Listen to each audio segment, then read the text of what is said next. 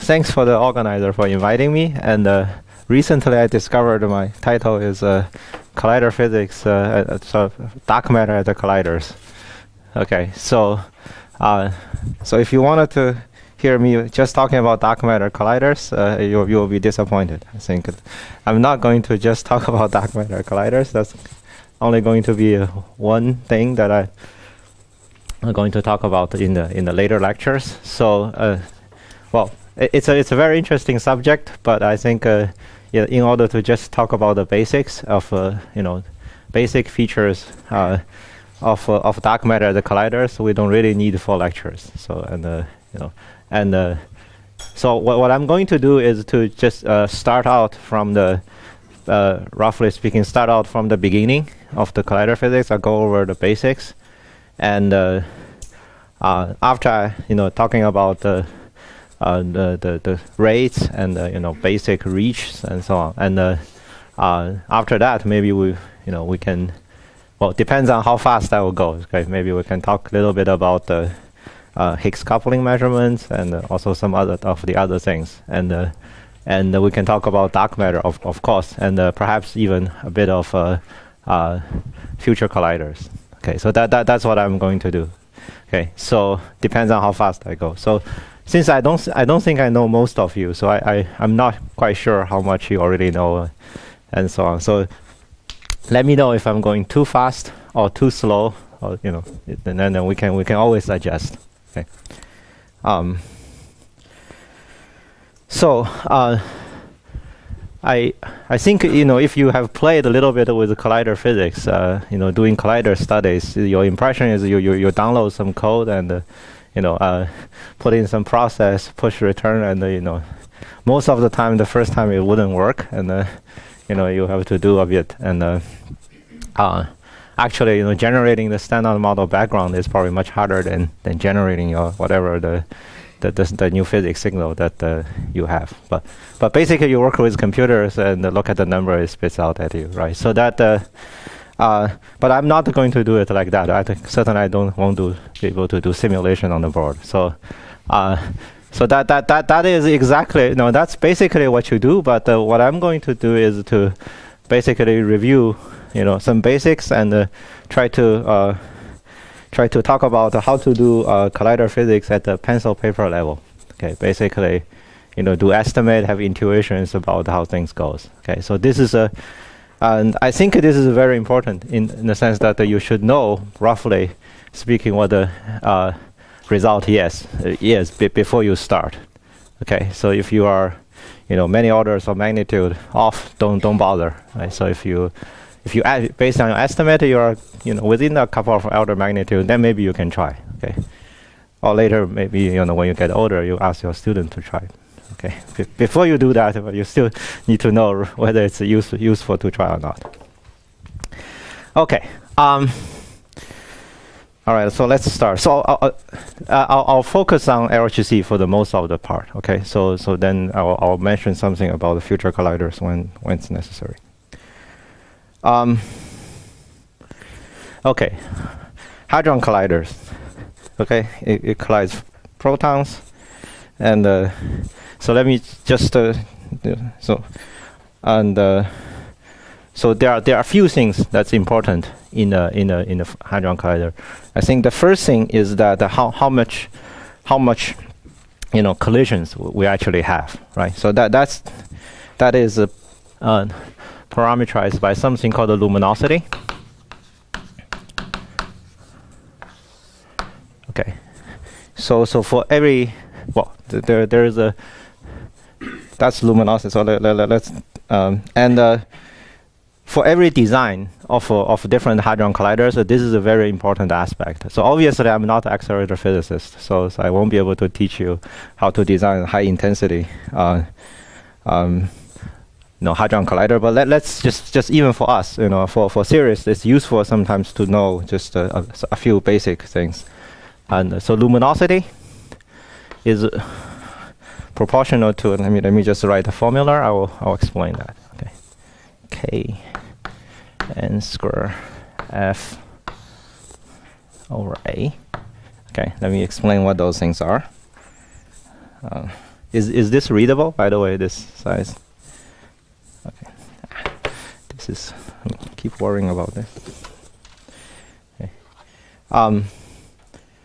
So F is the revolution frequency. Okay, basically, you know, how long it takes for a proton to get around the ring. So of course that's decided totally just by the size of the ring. Okay, so because this is the speed of light. So at Hadron Collider, so at LHC, so these are the numbers at LHC. At LHC, this is 11.25 kilohertz. Okay, and N is number of protons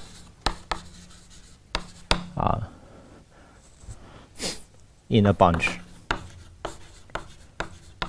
So basically, the protons are not one continuous beam. They come in bunches, and these are the number of protons in a bunch. Of course, the more protons in a bunch, you know, the more collisions you are going to have when they meet. Okay, at LHC, this is 10 to the 11th. Okay, so and the K is number of bunches. Okay, so this is of course, the more bunches you have, the more collisions you have. Right? So at LHC it's this, and A is the beam size. So so if you imagine there are two bunches like this, right? So coming at each other, and this is the area. Okay, that's the A is the area of the each bunch, and yeah, at LHC, this size is about 16 microns square. Okay, so okay. But you know, if if you see some other design of some other accelerator, these numbers are different. I think even for LHCs at different stages, these numbers are different. Mostly just because you want to be able to have as much luminosity as possible. So the more you squeeze the beam, you can increase the luminosity. You can try to put more protons in a bunch, and then and the number of events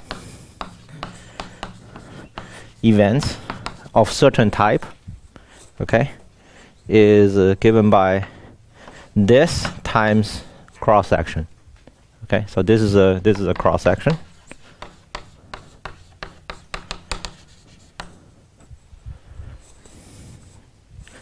Okay. Okay, so the LHC, I shouldn't write below this, right? So LHC is a LHC at this moment, so the instantaneous luminosity. So this is the instantaneous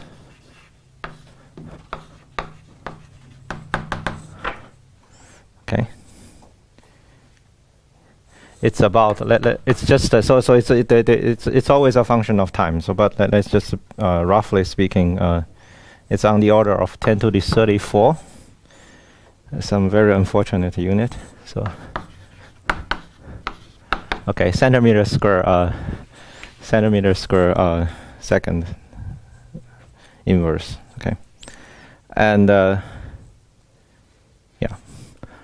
So this is really not a particle physics unit, right? So we don't do centimeters in a second, or maybe you do, but it's very hard to deal with this kind of units. And so traditionally, the cross section is using some other unit, okay, which is also not very convenient. But okay, it's for some reason the unit for cross sections are called barns. Okay. I don't know why it's called barns, but it's probably useful to talk about a millibarn. Okay, so when 1 millibarn is 10 to the minus 27 centimeter square. So this is an area. Okay, so the cross section is an area, and it's probably more useful to think about this. Okay. Right. So this is roughly speaking the size of the proton. Okay, the cross section of a proton. Okay. So, and in GeV. Now once you have this, then you are in business, right? Because everything else in particle physics we do is in GeV unit. Okay, and sorry, now I have to unfortunately erase this. Okay,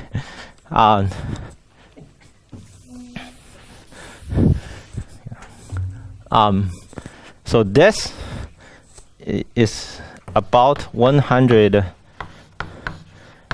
inverse femtobarn per year. Okay, so usually, again, for us, what's more useful is this kind of number. This is called the integrated luminosity over a year, and in the inverse cross-section unit, because this times cross-section give you a number. Okay, so yeah, so for example, right now the LHC is in its run 2, so it accumulated around 30 inverse femtobarn. Okay, so so it's very useful. So once you have a cross-section in terms of femtobarn or picobarn, then you just multiply that number, then you get the number of events. Okay, this okay? This is all okay. Okay, now let's get to hadron collisions. Okay, so so let's first set up some very basic just kinematics. So proton collisions.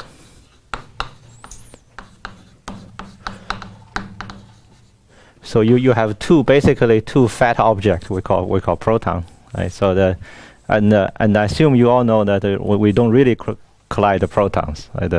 We do collide the protons, but most of the time they just pass through each other with generating some very soft QCD fragments, basically hadronic fragments. What's useful is when one of the hard constituents, if you want, which is the proton, from this proton meets another hard constituent from another proton. So these can be gluons and quarks and so on. Okay, so yeah, that's that. And sorry, I should say the proton, the energy of the first proton, the full momentum of the first proton is let's call it E100 E1, and the second proton is E2 0 0 minus E2. So I choose the momentum to be going along the z direction. And on the other hand, what's really useful are these two partons. So I will say, this parton, so this parton carries P1, this parton carries P2. Okay, momentum. Okay, that's really the useful momentum in the collision, and P1 is x1 times P1, P2 is x2 times P2, where x1 and the 2 are between 0 and 1. Right? It's the carries this is the fraction of momentum of this parton carried, fraction of momentum of the proton carried by this parton. Okay, and right. So just by doing this, you see that okay. So first of all, the center of mass energy. The center of mass energy is obviously P1 plus P2 squared. This is the center of mass energy square. On the other hand, the useful center of mass energy square, which we call S hat, is P1 plus P2 square. Okay, that's what's that's the useful. So everything with a hat refers to the quantities in the parton center, in the parton frame. Okay, and you can work this out. This is x1 times x2 times S. Okay. Sorry, which frame? The lab frame? This is the lab frame. Yeah. Okay, this defines the lab frame. So the parton center of mass frame is different from the lab frame on the event by event basis. Okay, so in Hadron Collider, there's really you don't really know the actual center of mass frame for the hard interaction. Okay.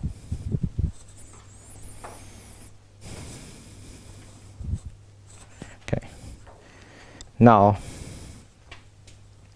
just to go one step further, just to help you with there's some basic kinematical variables we use to parameterize the collision event. Okay, so let's just do that.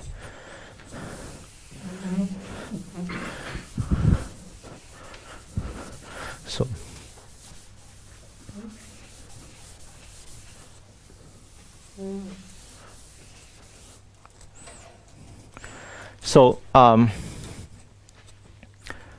because we don't know what the center of mass frame is, right? Especially we know the XY momentum of the center of mass frame. They are zero. Okay, parton center of mass frame, because just initial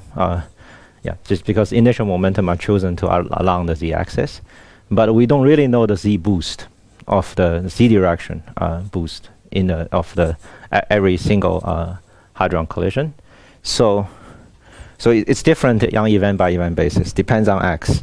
So typically it's more useful to try to focus on kinematical variables that is invariant under the z boost. Okay. So obviously this guy is invariant. Okay. This is not just invariant under the z boost. This is Lorentz invariant. Okay. So. But we don't have, we don't have that many Lorentz invariant quantities. But at least we want some quantity to be z invariant. Okay, so one thing, you can do is obviously the so-called transverse momentum.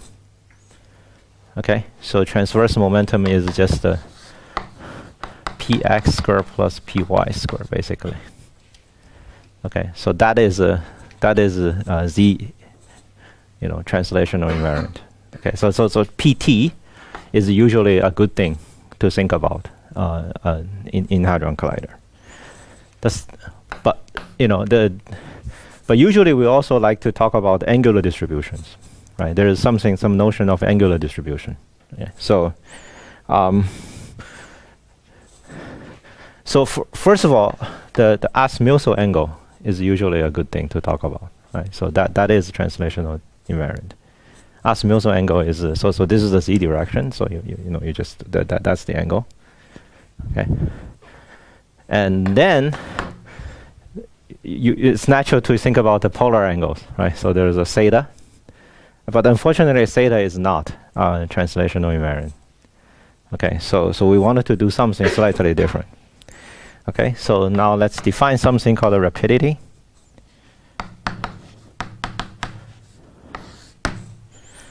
Okay, so take a particle. Rapidity is defined by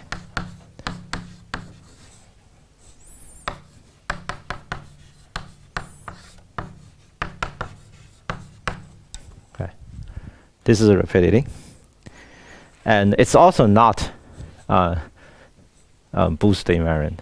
Okay, it's not a. On the other hand, you can show that this guy under the Lorentz boost. Okay. Change by a constant. Okay. Okay. Change by a constant. It depends on the center of mass frame, but this only changes by a constant. Okay. So this is the y0 is a function of the boost. Okay. Okay. I guess we are supposed to have homeworks. Okay. I don't know. One of the homework is to actually go through the Lorentz transformation to show that is the case. Okay. But because it's only changing a constant, the differential distribution is invariant. Okay, so that's why it's useful to think about differential distributions in terms of rapidity. Okay, But rapidity is also not very useful, easy to use. Okay, you can use it already, but it's not very, well, sometimes we do use that. But it's slightly more intuitive by consider something slightly different, which is approximately the rapidity. Okay, it's takes advantage of the fact that most of the particle we produce are massless. Okay, the final state particles we wanted to consider are massless. So in the massless limit,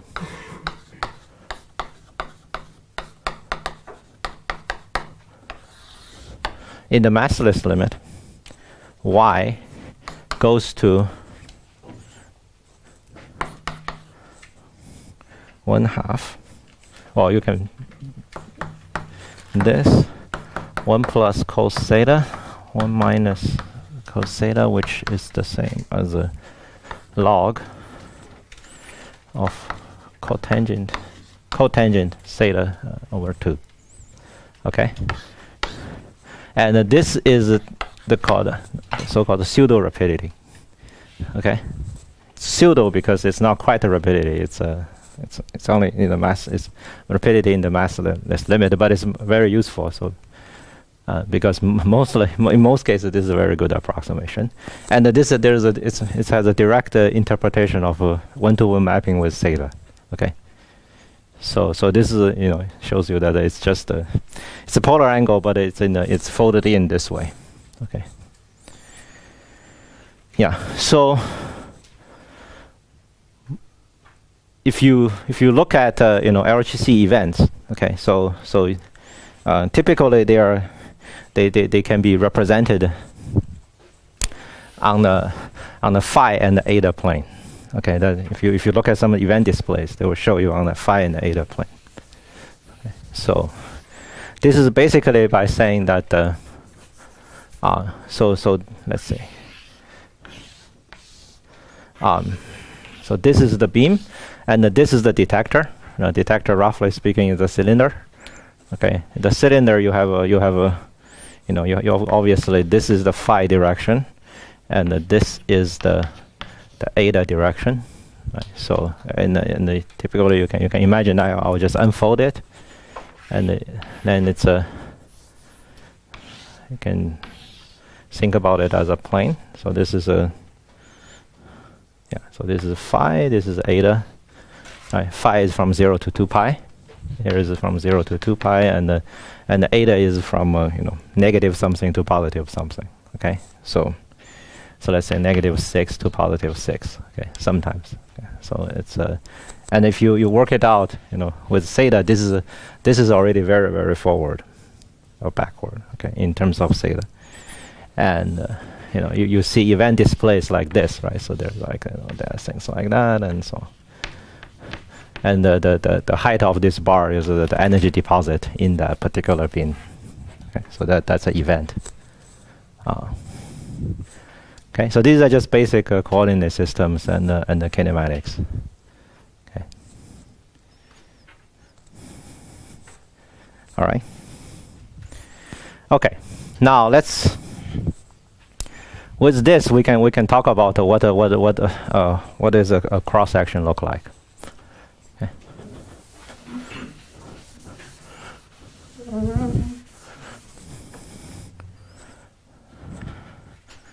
Okay. So let's think our process. Okay, let's say my process is A plus B goes to something. Okay, A and B are partons. Okay, A and B are partons. They can be gluons or quarks and so on, different flavors and so on. Okay. Now, then the cross section is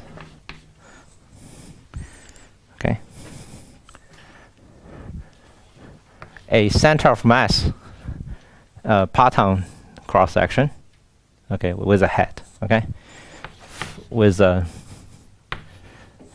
P1, sorry, PA, PB goes to this, right? So, and this is multiplied by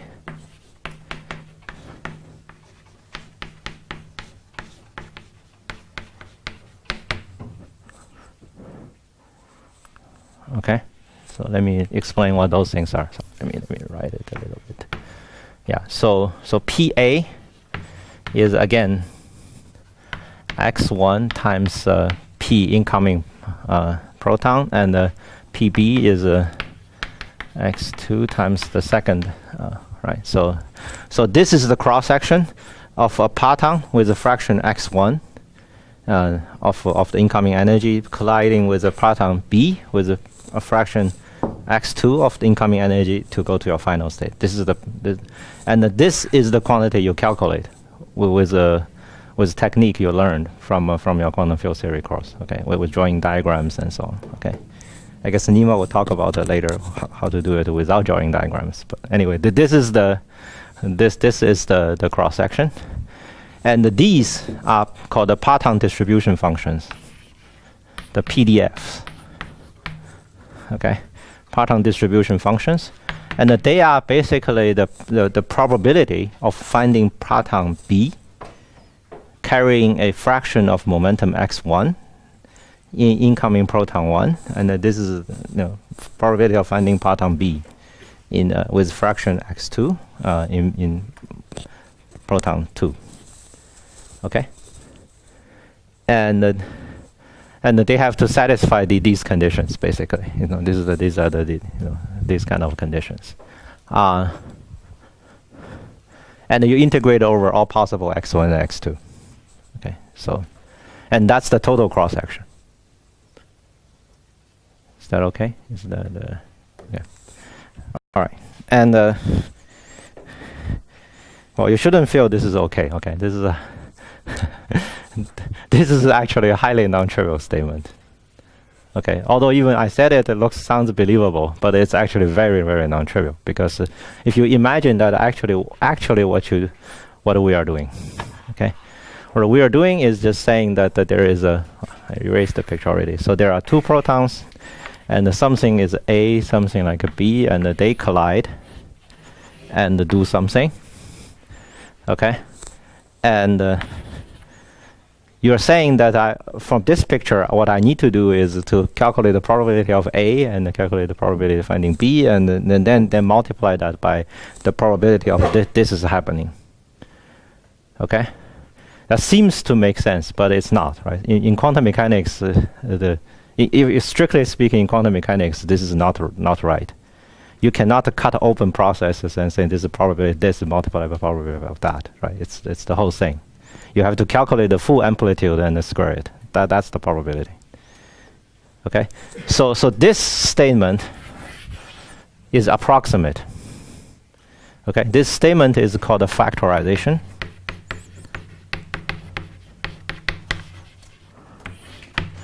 Okay, this means that in terms of drawing diagrams, right? So this is wrong because in principle, okay, I can draw a gluon from here to here. Okay, right? That's not included in this story, right? So I treat these two as if they are independent probabilities. Okay, even that is wrong, right? So this can influence that can influence that, and also there are, how do I know that I can just talk about A, right? How do I know that there are additional protons here, right? So how do I know that this is not important? Yeah. But I mean, if all these things are suppressed by 1 over 16 pi squared. It's not 1 over 16 pi squared, because these are strongly interacting. Okay, whatever 16 pi, whatever pi's you have, I have more pi's to cancel it. Okay, right? So.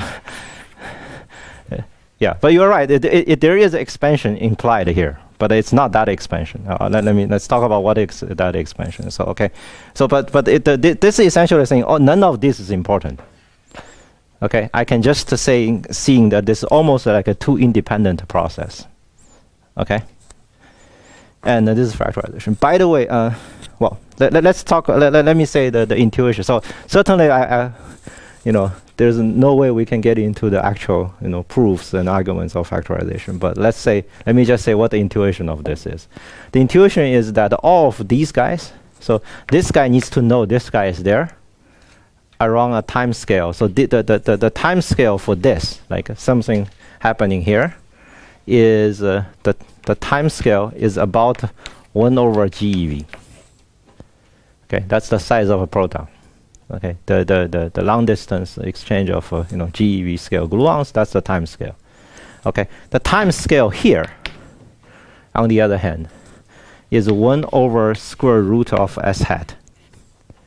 Okay, so that is that's the center of mass energy of these hard collisions. Okay, if this is much faster than that, okay, then these guys don't know this has collided already. Okay, to a good approximation. Okay, so that's the rough intuition. Why none of these soft gluons are important. Okay. If you believe me, you are too naive. Okay, so because it's this is the intuition. Then now let me say, this intuition is. So first of all, the rigorous. So let me just say, okay. So this is the statement of factorization. This is the leading order in factorization. Now it's implied that there are corrections. Okay, the correction goes like the power of a GeV over, something like that. Okay, so there are the corrections to this picture. If there is a power expansion of that, but usually we consider processes as much higher energy than the GeV, and okay, so that is the full statement of a factorization. Okay, there are these and there are these power corrections. Okay, and so first of all, factorization in most processes has not been proven. Okay, so to say the intuition is easy, but now you have to really look at these diagrams if you want to prove them, to tell me that I cannot possibly to draw any exchange of gluons that will screw this up. So everything can be packaged into this. You have to demonstrate that. Okay, so that is extraordinarily difficult for most of the process. So difficult that for most of them, we don't have a formal proof of factorization. Okay, so by the way, if you want to learn some of these techniques, George Sturman has a few TASI lectures that covers a lot of detail of this. So, but it's very, very highly technical, very difficult. So, on the other hand, okay, so we use factorization all the time. Okay, mostly because that's the only thing we can do. Okay, otherwise we just give up, right? So we don't calculate anything if you don't assume factorization. And fortunately, for most of case, when we assume factorization, we calculate, we compare it with the experiment, it appears to work. Okay, so intuitively it makes sense and appears to work in practice. That's the status of factorization. Yes. Exactly. That you wanted to identify all possible singularities, and that might screw you up, and you want to demonstrate it doesn't. Yeah. And the factorization proofs only exist in very simple processes. Okay, and there are also known observables. Also, whether you can factorize or not also depends on actually which observable you use. It's known that for certain observables that it's not factorizable. Okay, so that is also known, but we just don't talk about those things. Okay, we don't. It's not true that with QCD you can calculate everything. There are many things. There are questions you are not you can ask, but there's no answer. There's no answer within our. There's no calculable answer that we can give. Okay. So this is just a little side notes on factorization. Okay, we will assume that. Okay, so now we can already say schematically, what a cross section look like. Okay, so remember we're just going to focus more on the intuitions. So intuitively now I can schematically write. Yeah, so there are PDFs, right? So there's a cross-section depends on PDF. It also depends on, so there's a PDF, and then there depends on mass threshold. Okay, it depends on mass threshold because you have to be able to produce the particle you wanted to produce, especially we're talking about new physics, right? You have to have enough center of mass energy to produce those particles. Okay? And this is important because the mass threshold determines which part of the PDF you're looking at. Okay, it's not even though I write a integral here, there's some theta function should be understood in this. There's some step function here, so it's 0 below the mass threshold. Okay, so there is a mass threshold. Then there is a matrix element, right? And then there is this matrix element, right? This feeds into the sixth hat, right? So this is a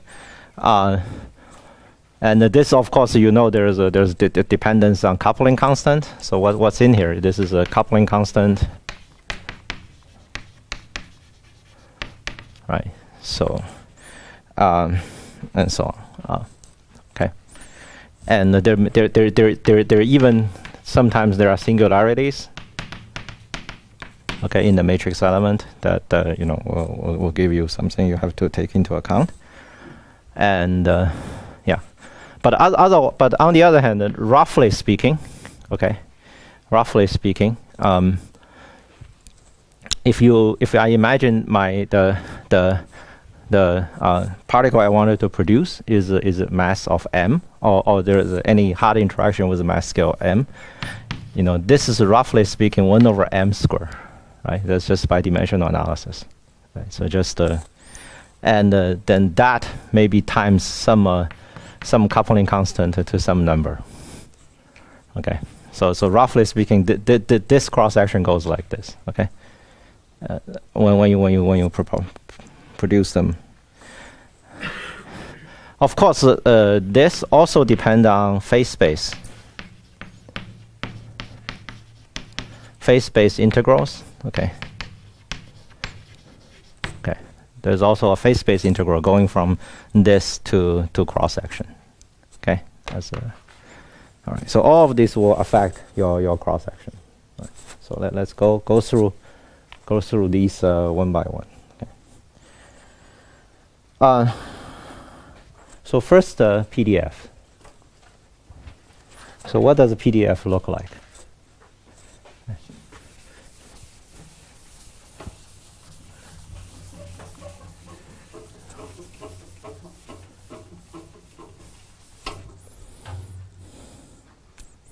So PDF look like something like this. Okay. Again, there are codes you can download to plot good PDFs for you, but roughly speaking, the PDF looks like this. Okay.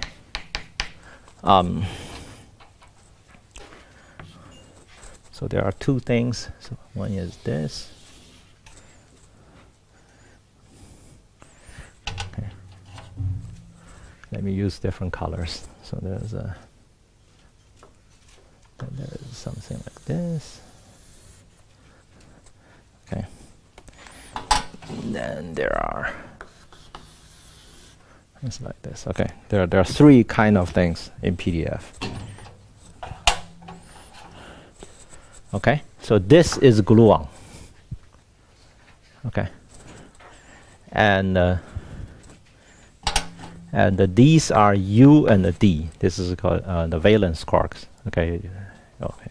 In kindergarten you learned that the protons are made of from U and the D quarks. So this is the so-called valence quark.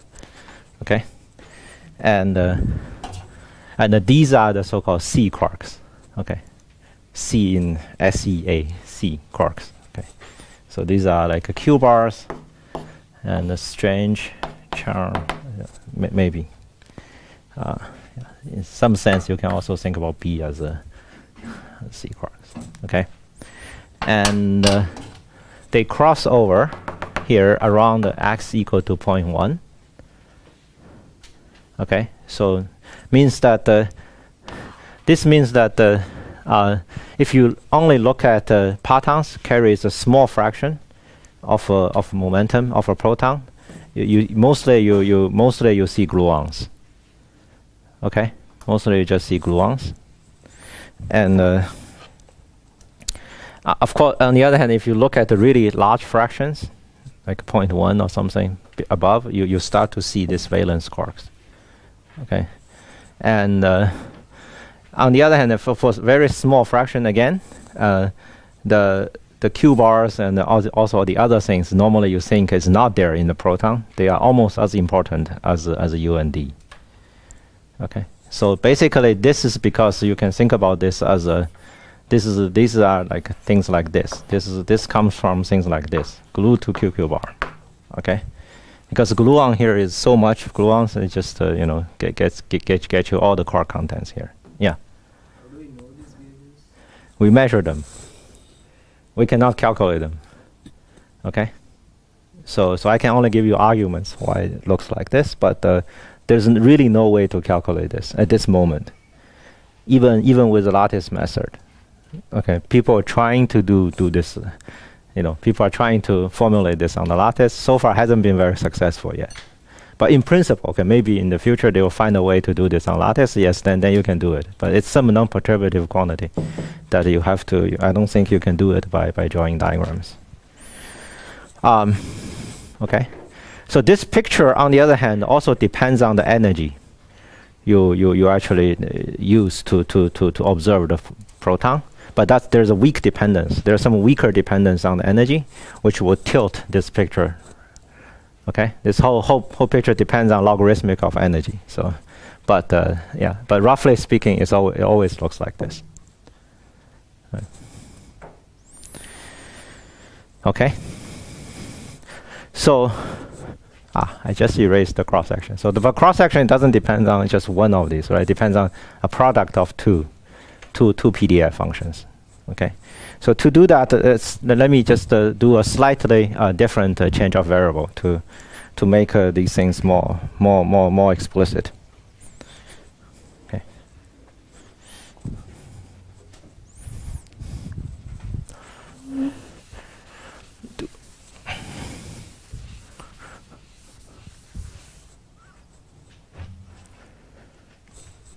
Yeah. So remember, our sigma is a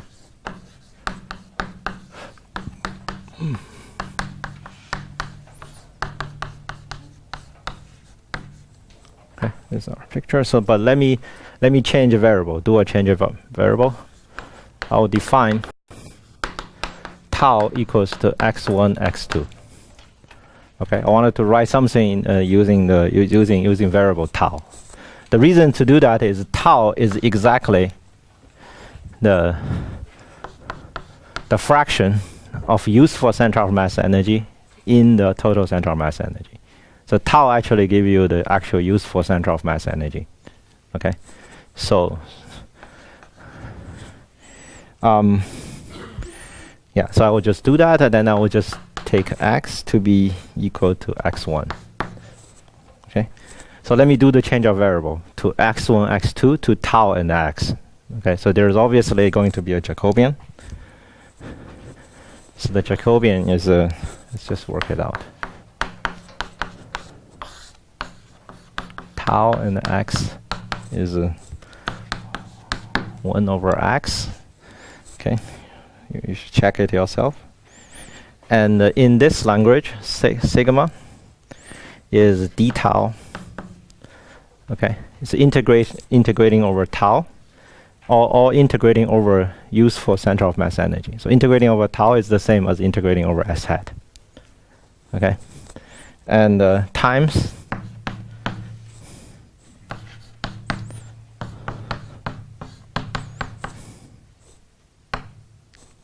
let me see. This is proton 1, proton 2, f1, x.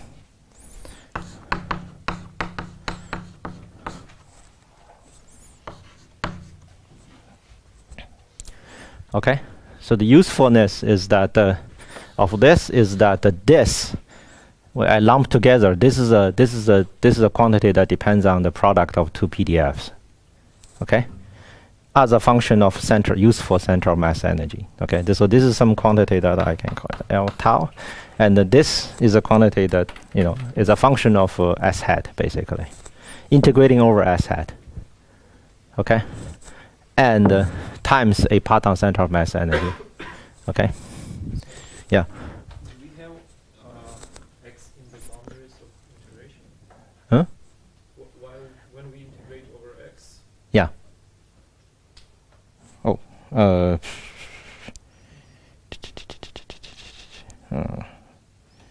What do I do wrong? Let's see.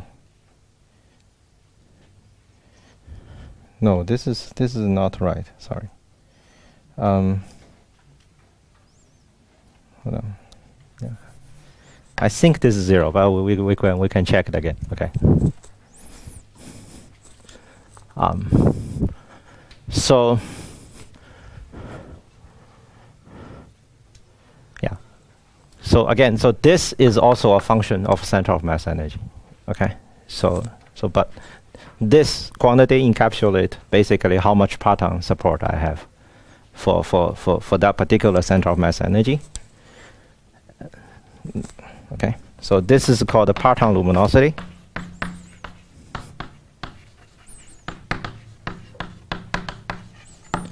Okay.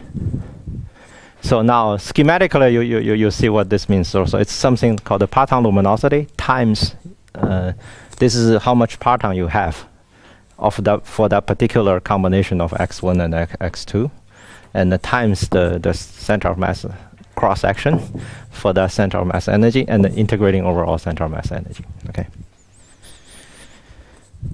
Okay. Now, what the parton luminosity look like? Okay. So I'm going to put this this on the web, so you will have the actual figure. But let me just draw impression of it.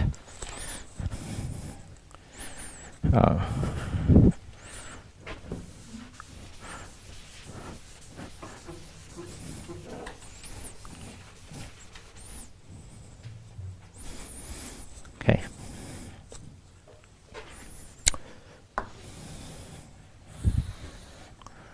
So this is tau. Or if you want, you can think about this as a S hat. Okay, they are interchangeable. And this is L tau. That function that I define over there. Okay. Let me draw something. So let me draw something, then I will comment.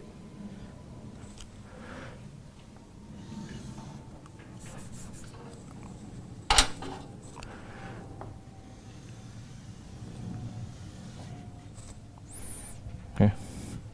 Well, we can draw more, but let's just draw this too. Okay. So there's this is glue, and this is QQ bar. Okay. So now you see whether glue is you have more glue, or whether you have a QQ bar depends on the center of mass energy you are probing, and they cross over here is about tau is about 0.1, or S hat if you want, or square root of S hat is about a TeV. For this is for 14 TeV collisions. Does QQ bar mean the sum over all possible flavor combinations of quark anti-quark? I think this is just one flavor, but yeah.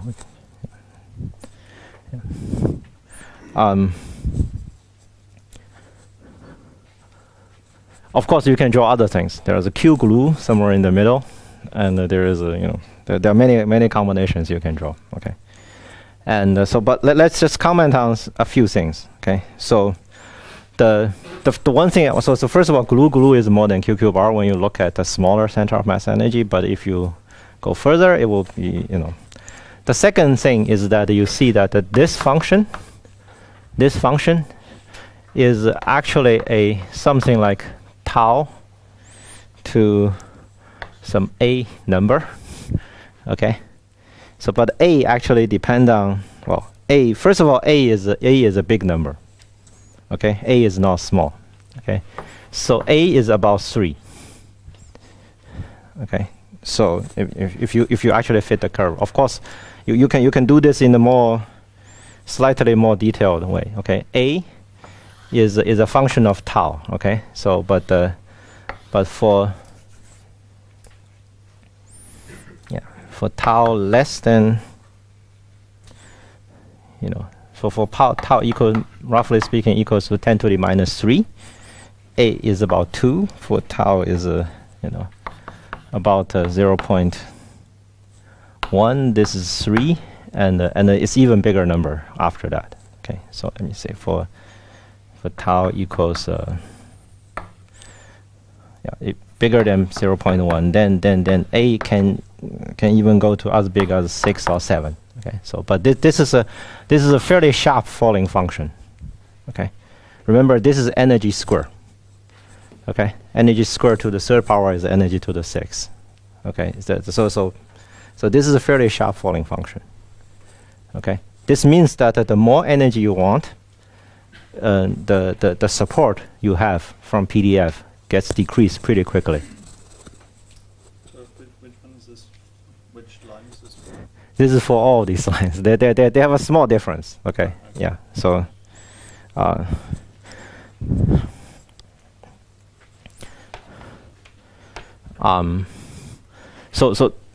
So therefore you really pay a steep price trying to go to higher center mass energy.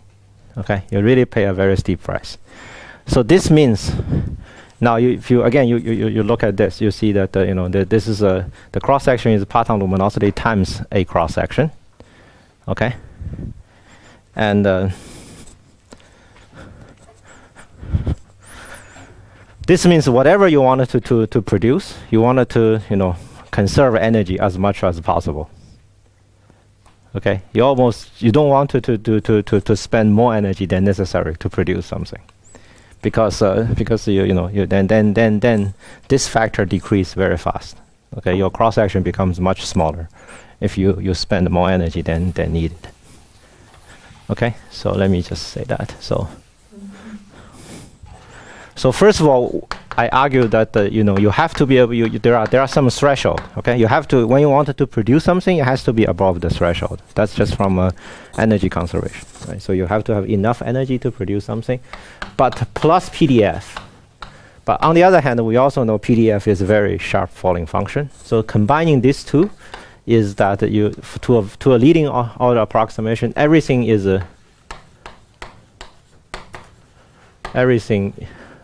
produced on threshold.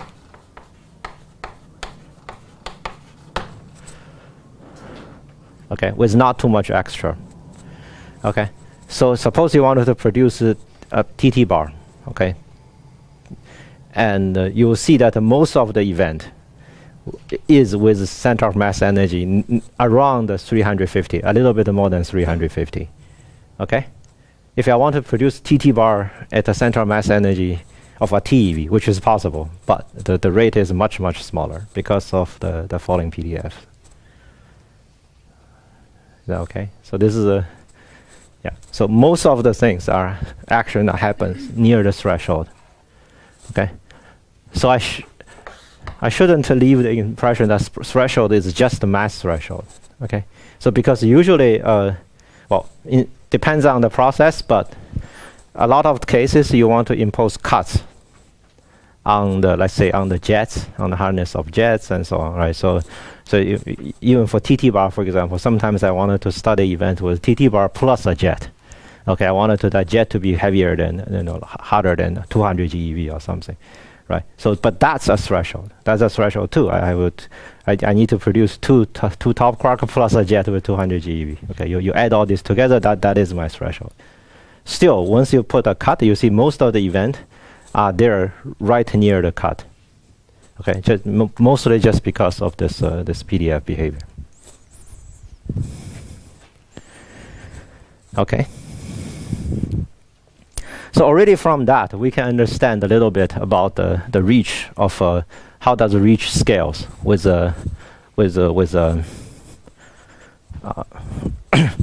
at Hadron Colliders with luminosity and so on. Okay, so let's do that.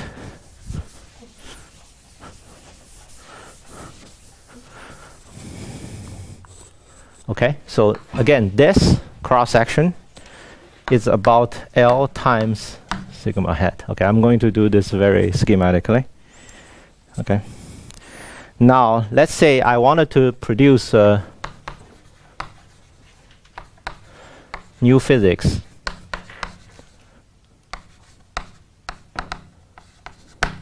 with mass m.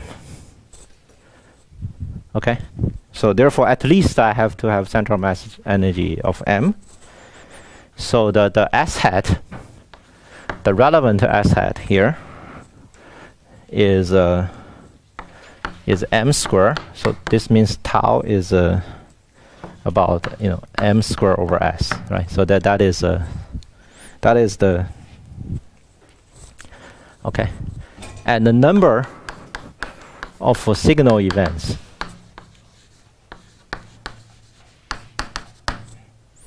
Okay, n is sigma times. I'm going to have a slight clash of notation. Okay, times L.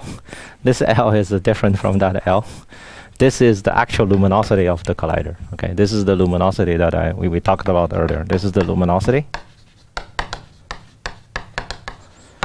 Okay, this is the total cross section, and this is the proton luminosity. Okay, this is the proton luminosity. Okay.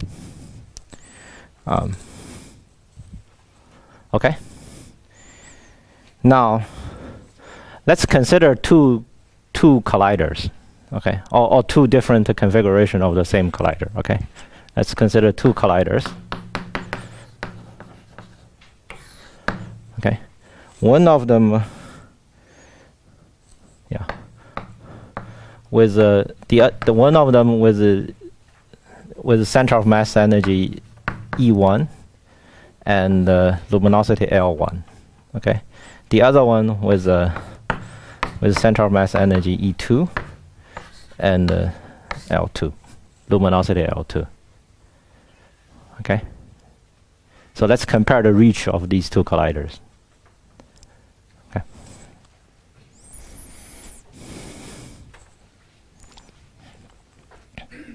Now, let's say reach at these colliders. So let's say reaches. This I can reach to a mass of m1, okay, for some new physics, and this I can reach to a mass m2. Okay.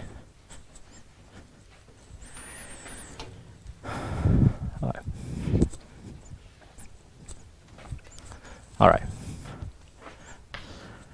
Now, how do we compare them? We have to assume something. Okay, we have to assume how these reaches are derived.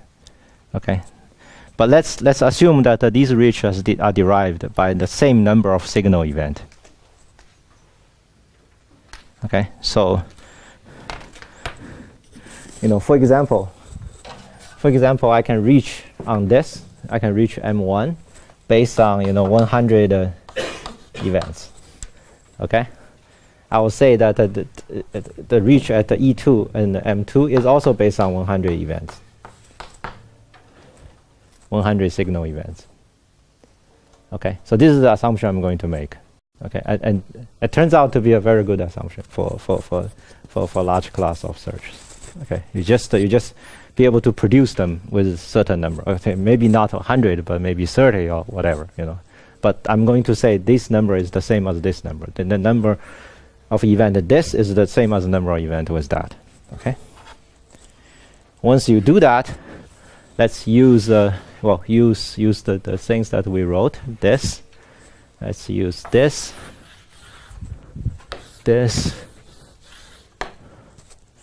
Okay. And the fact that I expect with this, I expect sigma hat is 1 over m squared, right? That's the thing that I wrote earlier. So the center of mass energy, center of mass cross section is this. Okay, let me use these three things in the box, and this tells you that basically 1 over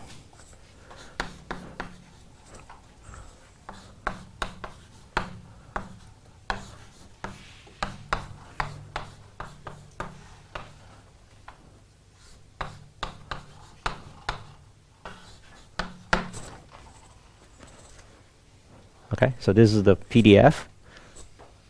Center of mass cross section, luminosity equals to that. Okay. There may be some additional coupling constant dependence, but you can add to them, but I just cancel them. Okay.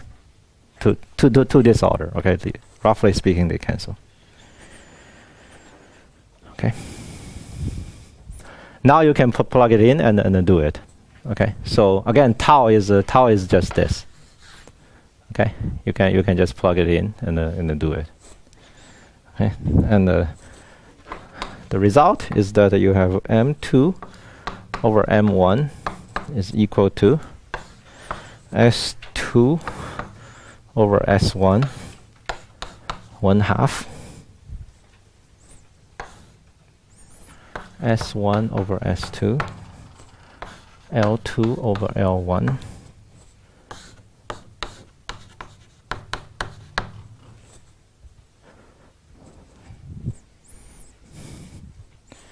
okay, so that is the result. Is that okay? So let's understand this. Okay, so first of all, since A is a large number, okay, and the dependence on this factor is weak. Okay, so the first of all, to the zeroth order, I will drop this the second factor. So the m2 over m1 is just E2 over E1. Okay, the reach of hadron colliders just scale linearly with the energy. Okay, on whatever you have. Okay, so LHC 13. The limit compared to with LHC 8 should be 13 over 8. Okay, to a very rough leading order approximation. Okay.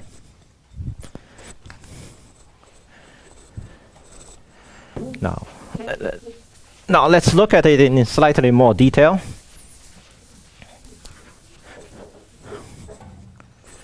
Two, when do you have that? When exactly do you have that? Okay, when exactly you can satisfy that? It's where this is 1. Okay, exactly. Then you exactly achieve this enhancement. Okay, so that relation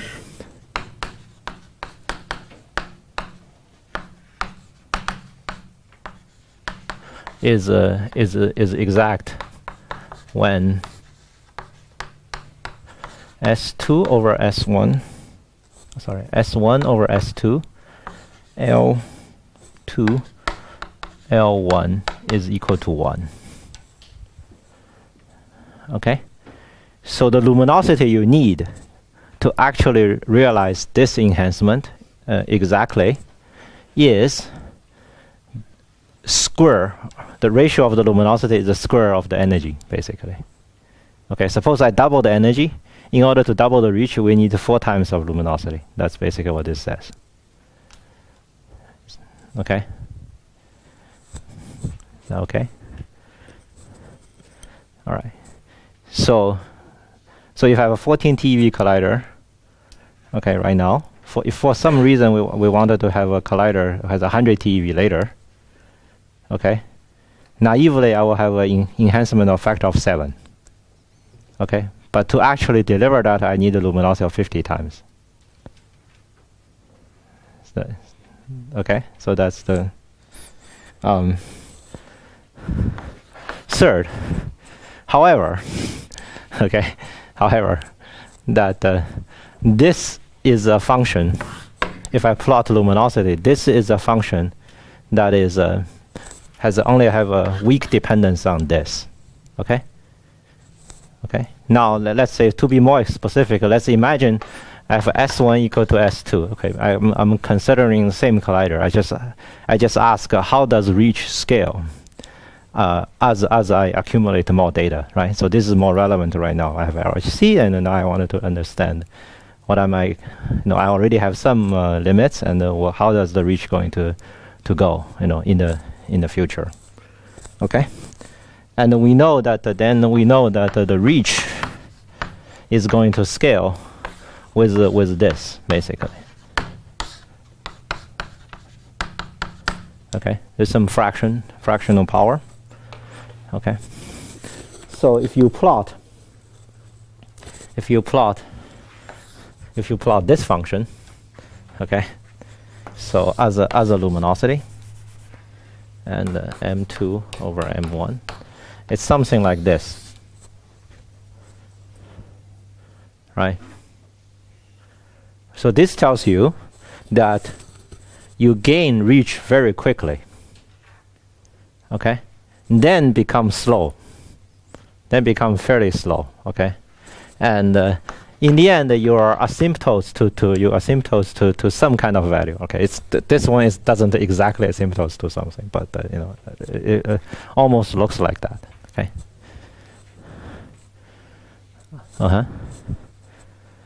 So once you get through this point, you start to turn around, and then you are fairly flat. Okay, it take a while to gain. Okay. Gain is slow. Here is where we are now at LHC. Okay. Detail depends on which exact process I'm talking about. There are certain So there are certain things that maybe my assumption of number of events is not exact. Okay, that's particularly true.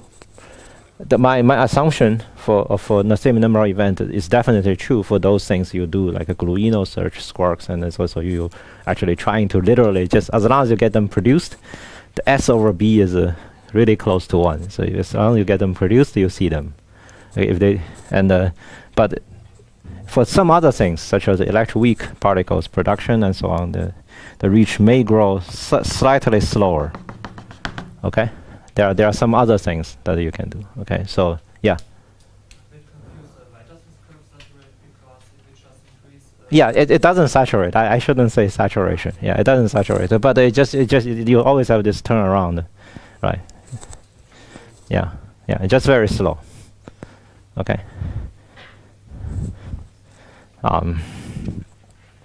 Then after all, after a while, it depends on this A. Depends on this. This is also depend on tau. And then at some point, all my assumptions break down. So okay, so this is just yeah. So the in detail, the strongest one is the one the S over B is close to 1. Signal over background is close to 1, and this is for S over B is much less than 1. Okay, so then it accumulates slightly. That's where my assumption is not exactly right. Okay, so then but still it will always turn and it gets slow. Okay, so the bottom line is that we are now in the slow stage of LHC. Okay, so for the past couple of years it's very you see fairly exciting, okay, from 8 to 13, and you know about the Morion conference, right? Every year there's a Morion conference. There's some, you see reach just grows and so on, and that's going to stop. Okay, so next year the Morion will be, well, I don't know, maybe they will make a discovery. Otherwise it will be less interesting than this year's Morion, and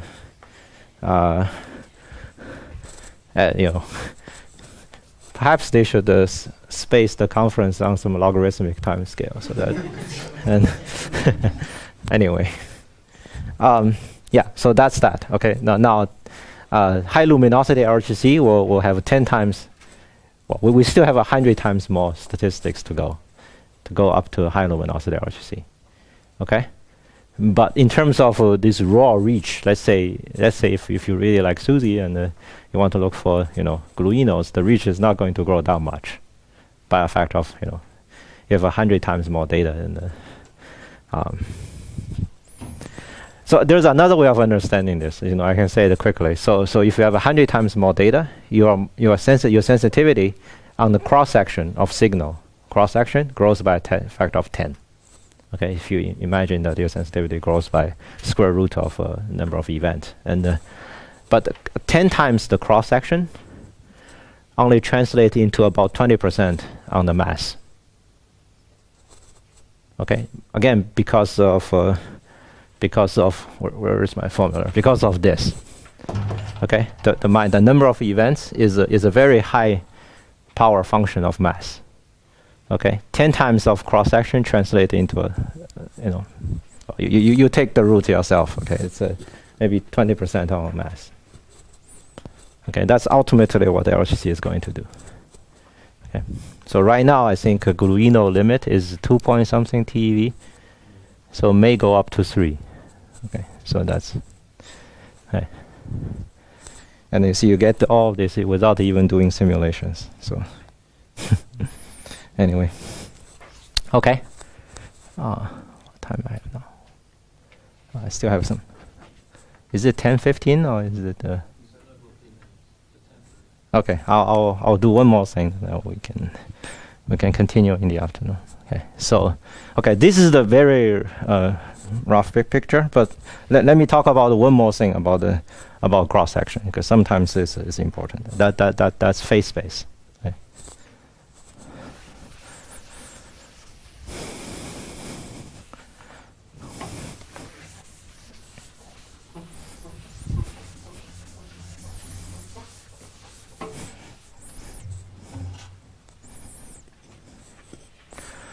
Phase space.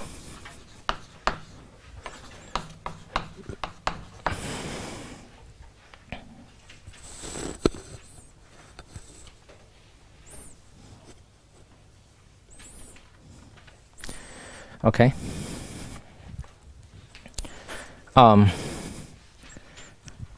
So for a two-body,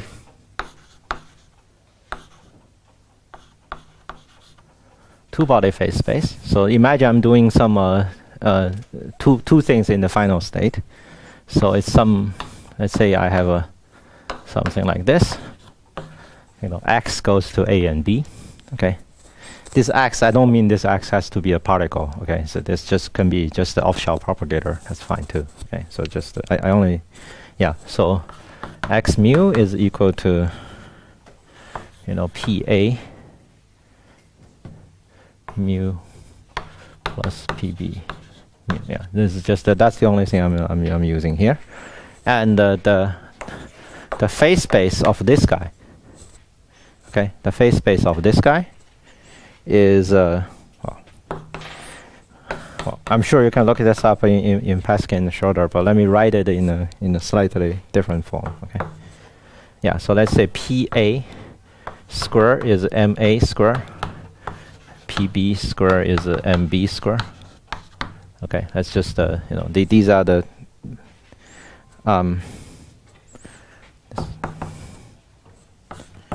I'll explain what these things are.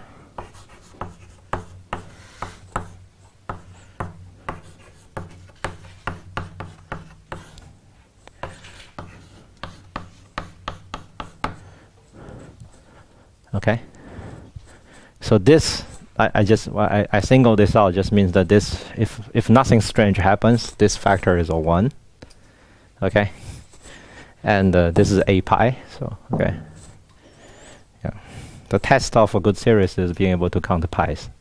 Okay, you have to get the pi right. You don't have to get 8 right. Okay. 8 sometimes can be 4 and so on. So lambda is a function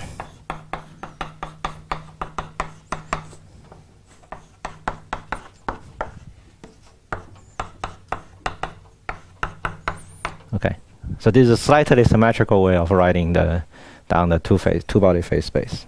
Okay, and so that's my two-body. So the only thing I wanted to do is next for this two-body phase space is let's consider this behavior near the threshold. Okay, again, because we argue that most of the things tends to happen around the threshold, right? So let's understand what this does near threshold.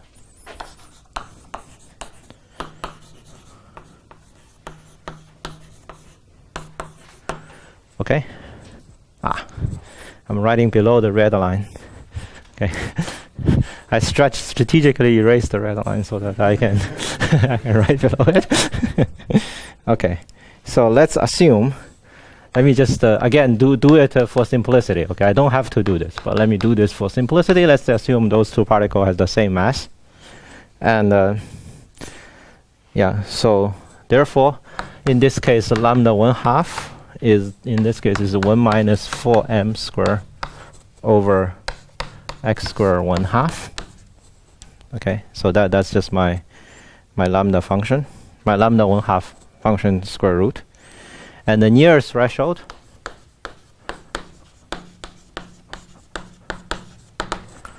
I am going to assume the amount of energy that are available to make those two things is very close to threshold plus a little bit.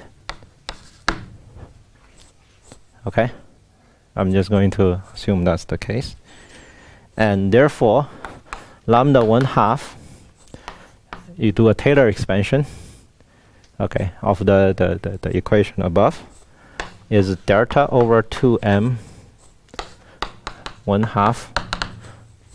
Okay, this is just saying that the two-body phase space is proportional to delta 1/2. Okay, just you know, it opens up not immediately. Okay, and it's not true that the minute you step over the threshold, you start to produce them. You produce a little bit over the threshold, but it opens up pretty quickly. Okay, 1/2 opens up pretty quickly, actually. Okay, so it's not very slow. So our intuition is almost very correct, especially for two-body. Okay, so it just open up right there. So let's look at the three-body. Okay, and once we understand the three-body, we understand n-body, right? So that's the okay. So let's let me start here. Three-body. I have y goes to p1 plus p2 plus p3. Okay, so there are three things. Now it's a little bit difficult to handle three-body threshold. Okay, but let's do the following. Let's use the following trick. Okay, now imagine I can decompose.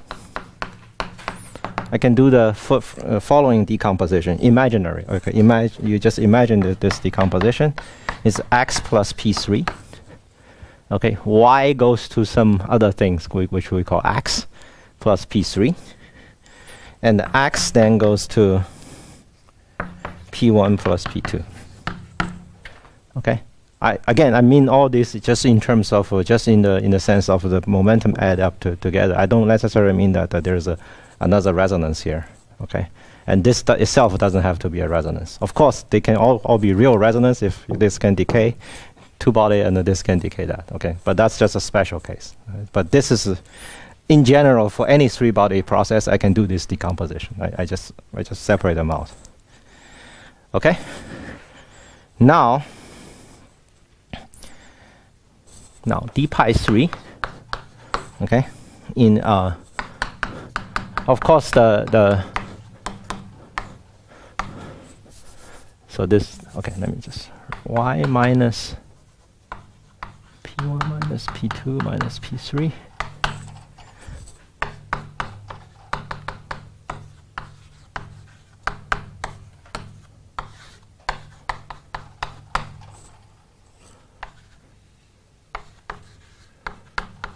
Okay, Okay, so this is just that, right? This is the formula you see on Pascal Schroeder. But you can prove that with this decomposition in mind can be written as 2 pi d pi 2 y to x p3 times another two-body x to p1 p2 and the dx square, integrating over the invariant mass of x. Okay. Well, another homework to verify that. Okay, it's just some simple relativistic phase space manipulation. Okay, so okay.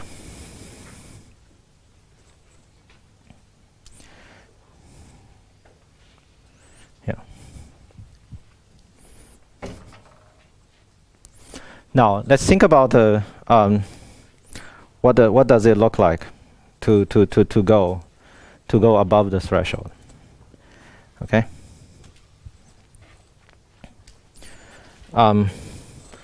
Again, let me assume so near threshold.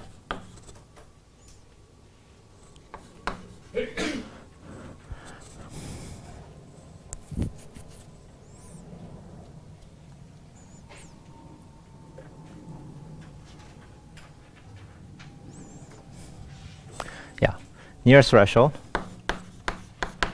Again, I'll assume that this is just a 3m plus delta square. Okay. Again, I'm assuming these three particles have the same mass. Right? Okay. I also going to assume that the x is also just a little bit above the two body threshold. Okay. I guess if I'm close to a threshold, it's not very different. Okay. In this limit, we already worked out that the two-body phase space is a delta 1/2. Okay. So I have two factors of two-body phase space. Okay. And I also have x square. So in that, dx square near threshold is just about m times delta. Okay, that factor. Again, I do a Taylor expansion near the threshold. And combining all these together, d pi 3 is about a delta square. Okay, near threshold. Okay, so 3-body is like 2-body. It doesn't open up immediately. Okay. Moreover, it opens up much slower than a 2-body. Okay. So for 3-body process, your intuition is slightly wrong. Our intuition is slightly wrong. So okay, exact formula we can try to work out some exact formula, but it's not very illuminating. But this at least tells you that the assumption that the immediately opens up after threshold for 3-body is a little bit wrong, because it opens up slower than the two-body process. Okay, there's someone, yeah.